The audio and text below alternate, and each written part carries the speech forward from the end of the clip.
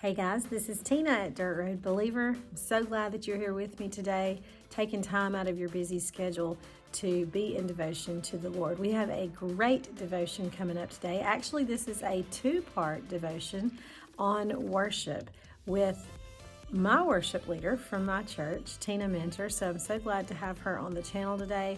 We had a wonderful time of devotion and getting into God's Word and talking about worship. So this is an amazing devotion you do not want to miss.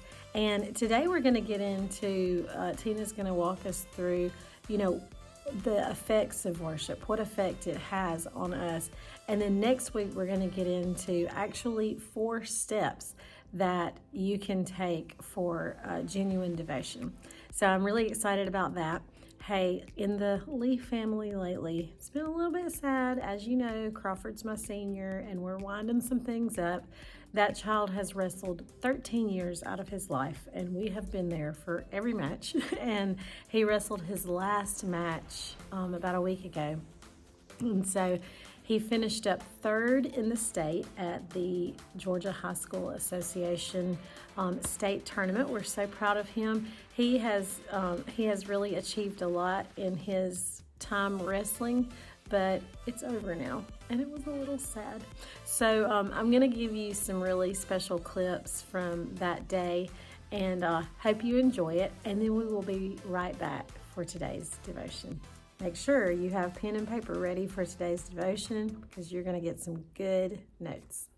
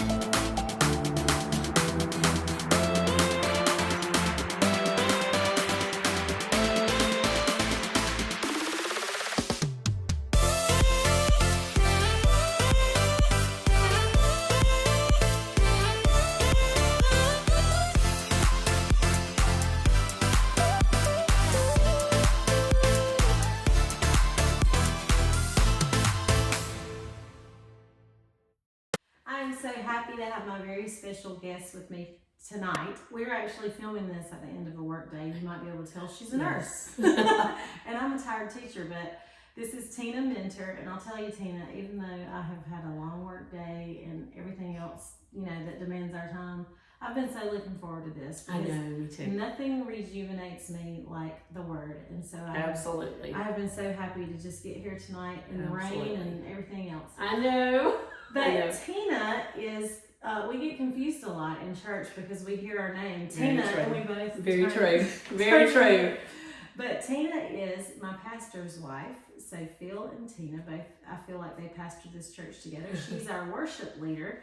And I don't think there could be any more fitting talk tonight than the 4 elements of genuine worship. That's what she's going to talk to us. And Tina, I've always...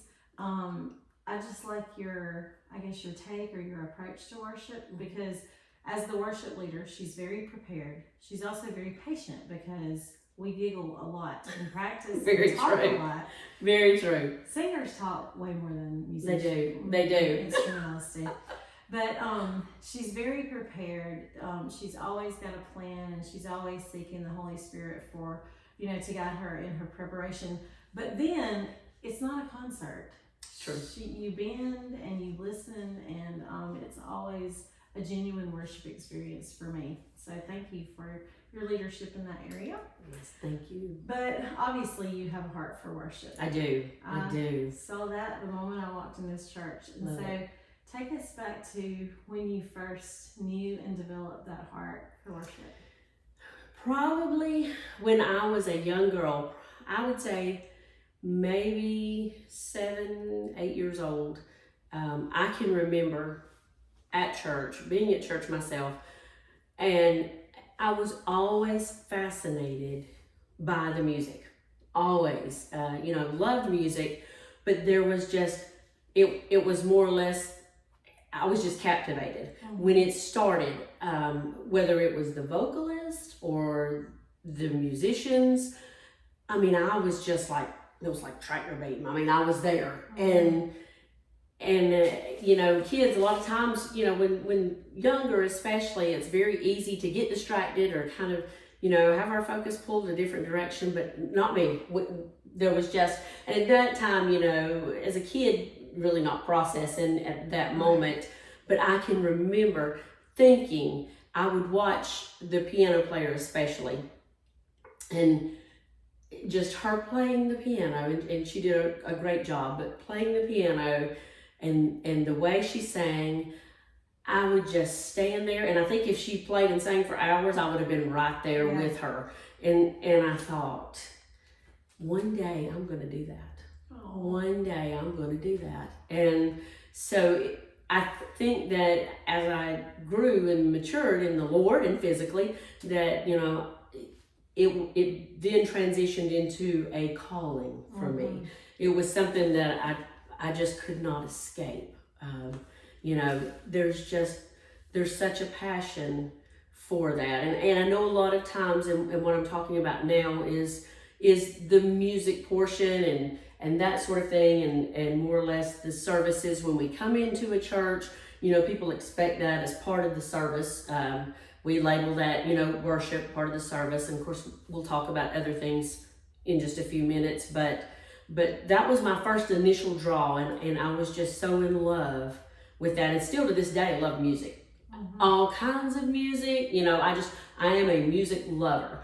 But when you are truly worshiping in that atmosphere and in that element, and there is an intimacy that you and God just connect, unreal. I mean, like, it is life-changing. I think, and on a regular basis, I know that's one of my prayers every Sunday before we have our actual services, before we start, we always pray with the team. And without fail, I always say, God, change me. Change me.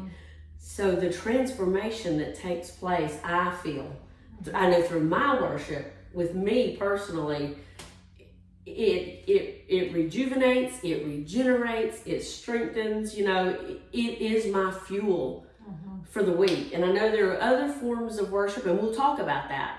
But for me, I mean, hours, I'm there. I just love it. I just love it.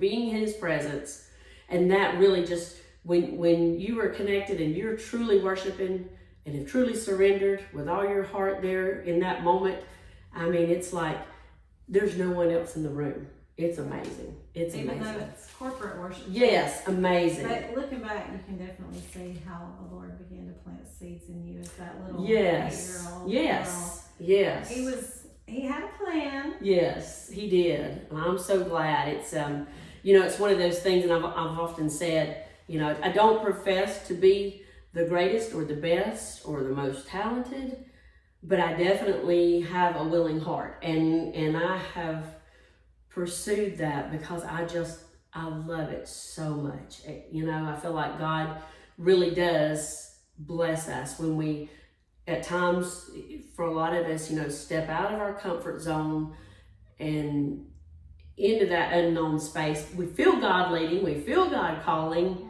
but sometimes, the courage and the faith to really take that step, whether it's, fear of criticism or fear of, something else, when you really take that step, God will truly bless what you are giving him to use. I mean, I believe that with all my heart. And if we're honest, there are Sundays we wake up and we don't feel, Very true. We have to work really hard. But Very there's true. something to be said for faithfulness and for showing up again and again, regardless of how we feel about it. Yes. Once you get into that space of worship, absolutely, it is changing. Absolutely. Where are we today? I'm excited. So we're going to start our theme text. The theme passage is going to be from the book of Isaiah, chapter 6, and it's verses 1 through 8. Isaiah chapter 6, verses 1 through 8 says, "It was in the year King Uzziah died that I saw the Lord. He was sitting on a lofty throne, and the train of his robe filled the temple. Attending him were mighty seraphim, each having 6 wings. With 2 wings they covered their faces, with 2 they covered their feet, and with 2 they flew. They were calling out to each other, 'Holy, holy, holy is the Lord of heaven's armies. The whole earth is filled with his glory.' Their voices shook the temple to its foundations, and the entire building was filled with smoke. Then I said, 'It's all over. I am doomed, for I am a sinful man. I have filthy lips, and I live among a people with filthy lips. Yet I have seen the King, the Lord of heaven's armies.' And then one of the seraphim flew to me with a burning coal that he had taken from the altar with a pair of tongs. He touched my lips with it and said, 'See, this coal has touched your lips. Now your guilt is removed and your sins are forgiven.' Then I heard the Lord asking, 'Whom should I send as a messenger to this people? Who will go for us?' And I said, 'Here I am, send me.'" And that's one of my most favorite passages there, I feel like. But just a very little background on this starting out. Isaiah, that was something that once I really got to looking at it, I thought, I've never really thought about it that way. But in this passage, we see where, Isaiah experienced worship on a, for lack of better words, or a whole different level. I mean, it was just, I'm sure, mind-blowing. I can only imagine just reading through that. But Isaiah's mission in this, he had a very difficult mission. And it was basically, as a prophet, it was going to be to tell the people who believed that they would be blessed by God, that instead of God blessing them, that they would actually be destroyed by God because of their disobedience. Mm-hmm. So, number one, he had a difficult task, a difficult mission, a difficult calling, a difficult thing that he was going to have to do. And I kind of got to thinking about that in talking about worship. A lot of times I feel like we would probably fare a lot better in life and in some of the difficult situations that we face if we had these close encounters, these up close and personal, these encounters with God, with His Spirit that would just totally transform our mind, our thinking, everything about us, our attitude, before we even begin to take on whatever this may be, this difficult time that we're in, season that we're in, or thing that we have to do or say. If we would start using our worship as what it was designed for, a weapon, to kind of help us prepare our hearts, get us in the right mind, the right mode. And like you were saying earlier, a lot of times you don't always feel like worship when you wake up, when you're starting out or starting your day especially. It's work. Yeah. It's work sometimes to really dig in and get there. And I don't think that this was just all of a sudden, Isaiah walked in and bam, this just happened. I think Isaiah had already been preparing, unfortunately, the Bible, we don't have every little detail at our fingertips, but no doubt this was a true encounter.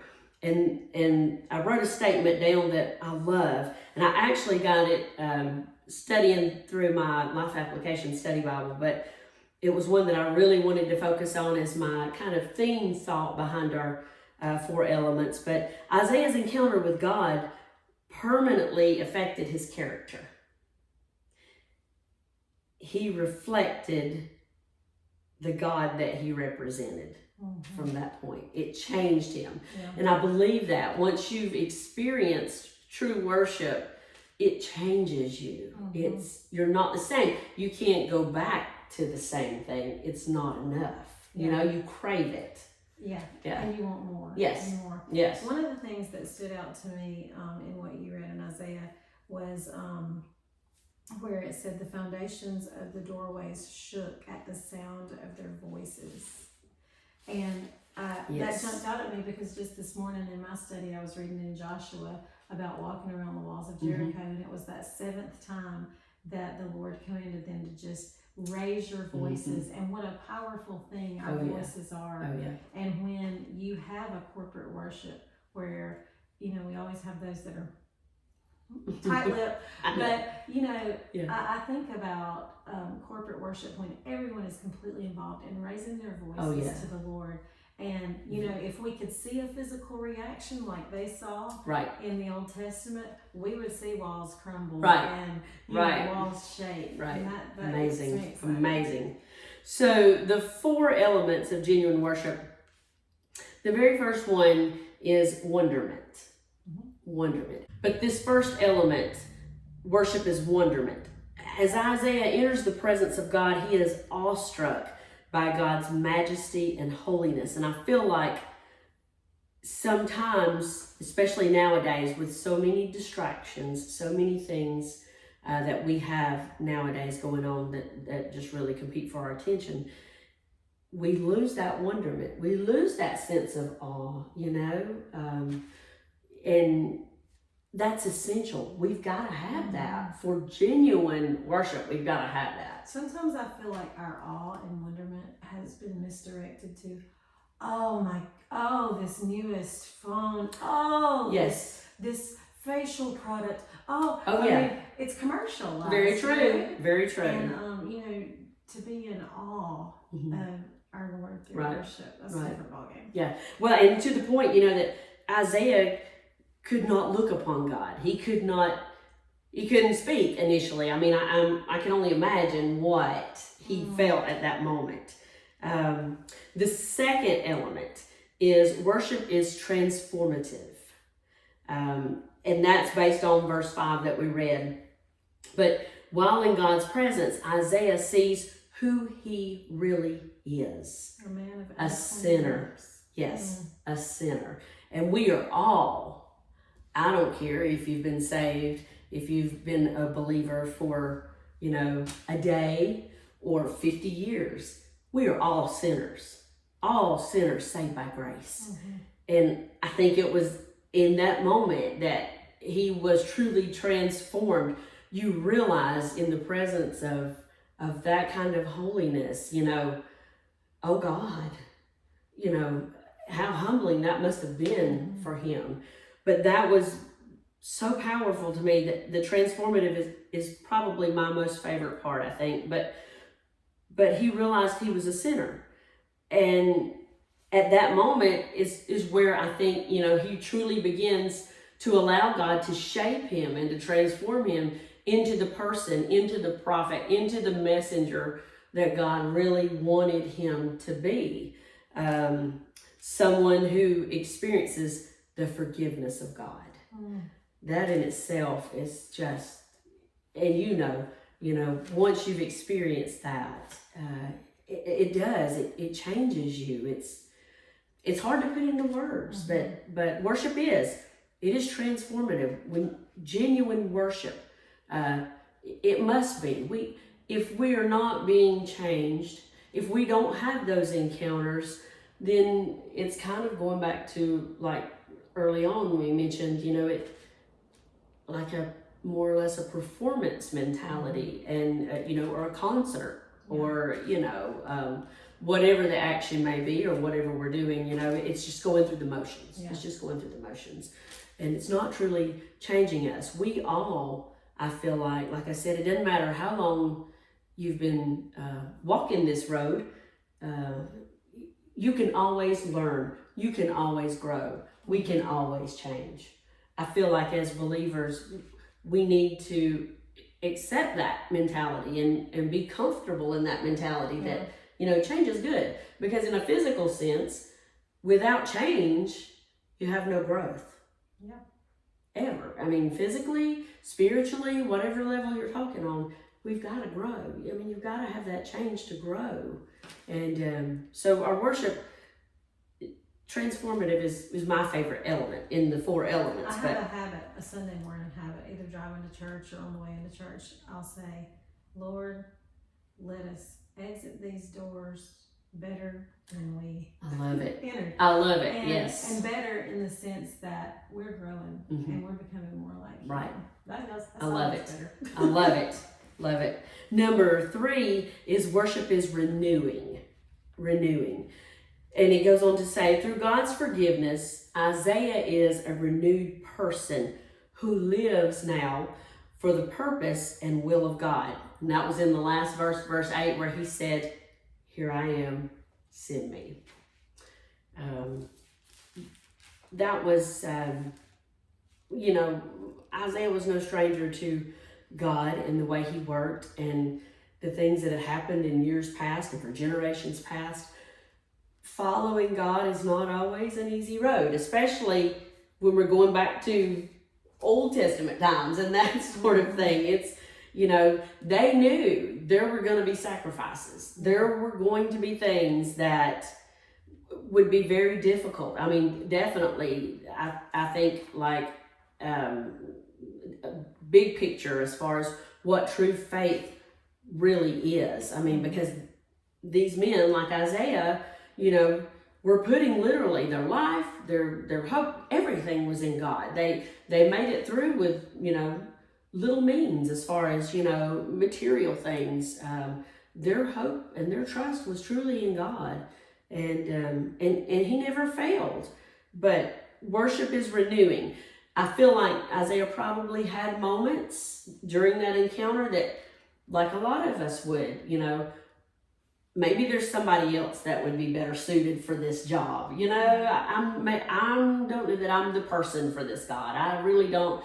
And I've had those kind of experiences, I feel like on a regular basis. I have those a lot. It's like, well, but Tina's more talented in this area. God, you could use her. She could do so much better. Why me, God? We all have those moments. But I feel like Isaiah was genuinely renewed in that passage. Mm-hmm. It was like, okay, no debate about it. Here I am, send me. And how many times in your years and years of worship have you seen this here I am, send me, Lord, happen during a worship time? Oh, I know. You can't count them, can you? I know. It's There's amazing. something that's unlocked in a worship time where people will come forward and they will say, okay, yeah, I surrender. Very true. They will abandon whatever fears, whatever thoughts, whatever concerns. It's like at that moment, and there again, that wonderment, transformative, leads to that renewal. Yeah, amazing. It's so amazing. I love it. The last one, number 4, is worship is decentering. What does that mean? Isaiah's life finds a new center. It finds a new center. Through worship, he is decentered from himself, and he's centered on God's will and God's purpose for his life. Because, just our human nature, when we're born, when we come into this world, everything is kind of about us for a portion of our life. A lot longer for some than it is for others, but I have 3 teenagers. It's all about me. So. It's all about me. It's all about me. But here, I think, in not so much in maybe a selfish type way, but Isaiah, may have said, well, God, I've got family member here, this that I need to continue to see about, or who's going to do this if I do that, you know, those kind of things. And not that it's necessarily a bad thing or it doesn't make him a bad person, but again, if the focus is not on God, then it's about us in one way or another, I think, you know, whether it's, you know, like I said, it's not necessarily, doesn't make him a bad person, doesn't make us a bad person. It's just the way we're built, you know, that's what I think. And so I feel like at that moment, there was a shift, and it happens in all of us at some point or another that we choose, you know, to follow God. You know, we choose to surrender our will to His. Self kind of gets nudged out of the way, and God begins to take the residence there at the center of our little world and our little universe, and everything kind of revolves around Him and His will. And I feel like that's where Isaiah was, you know, that not necessarily, again, that he was a bad man or that he was wrong because he had other priorities and other things going on. But at what point do we truly get to the place that we say, okay, God, it's all yours. Well, I'm ready to surrender. Of the New Testament passage that says, you know, true believers, they will have to leave family, they will have to leave possessions, they will have to, and you know, in those priorities that we care so much about, taking care of a parent or being with this loved one, I think along with that we have to trust that if God calls us away from that, He's gonna take care of that. Like He's gonna make provisions for that. And you know, all the mama strings, heartstrings, I know, we have going on. That's hard. That's hard. That is hard. Yeah, you know, that's hard. Pulled away, but you know, I tell God every day, you're a much better parent than I am. So please, take over. I know, absolutely. Especially those teenage years. How amazing that I got to talk to our worship leader and hear all about this. I enjoyed it. This talk on worship. Lots of good points that I hope you were taking notes because some good stuff in there tonight. Guys, we are going to sign off. Thanks for being with us, Dirt Road Believer. Well, guys, until next week, slow down. Take the Dirt Road Believer.